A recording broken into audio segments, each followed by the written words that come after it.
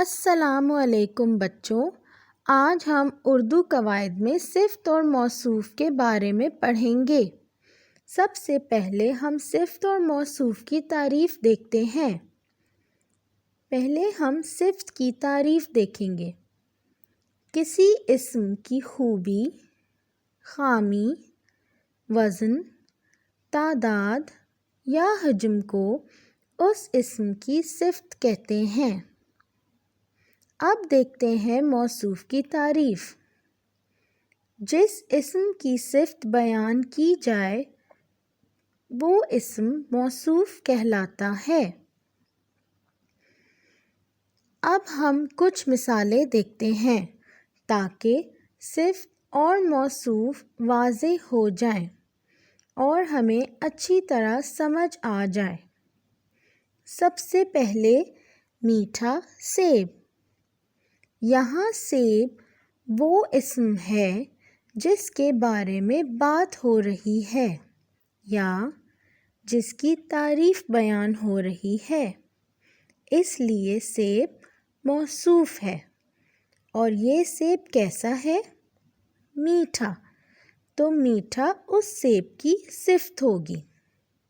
اسی طرح ذہین لڑکا، یہاں پر صفت ذہین ہے اور موصوف لڑکا۔ اب اگلی مثال دیکھیے، 2 لیٹر دودھ۔ یہاں دودھ موصوف ہے اور 2 لیٹر اس کی تعداد بتائی جا رہی ہے، اس لیے 2 لیٹر صفت ہوگا۔ اب آئیے عملی سرگرمی کے ذریعے مشق کرتے ہیں۔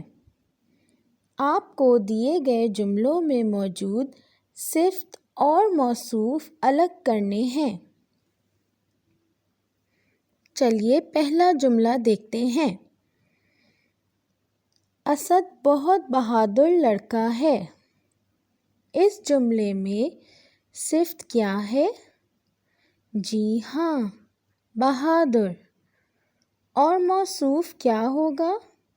وہ اسم جس کی تعریف بیان کی جا رہی ہے، یعنی لڑکا۔ نیلا آسمان سب کو اچھا لگتا ہے۔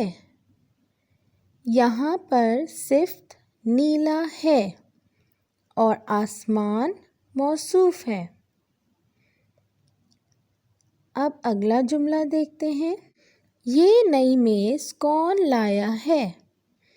اب اس جملے میں صفت کیا ہے؟ جی ہاں، نئی۔ اور موصوف میز ہوگی، بالکل درست۔ اب مزید وضاحت کے لیے ہم ایک اور مثال دیکھتے ہیں جس کی مدد سے آپ کو صفت اور موصوف بہت اچھی طرح سمجھ آ جائیں گے۔ یہ بسکٹ ہیں۔ یہ ایک اسم ہے، اس لیے بسکٹ کو ہم موصوف کہیں گے۔ اب اس کی جو بھی اچھائی یا خوبی ہے، اس کی تعداد، اس کا ذائقہ اور رنگ اگر ہم بتائیں گے تو وہ بسکٹ کی صفات ہوں گی۔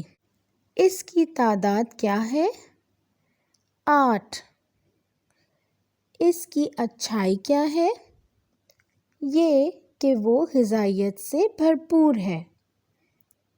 رنگ اس کا سنہرا ہے اور ذائقہ اس کا میٹھا ہے۔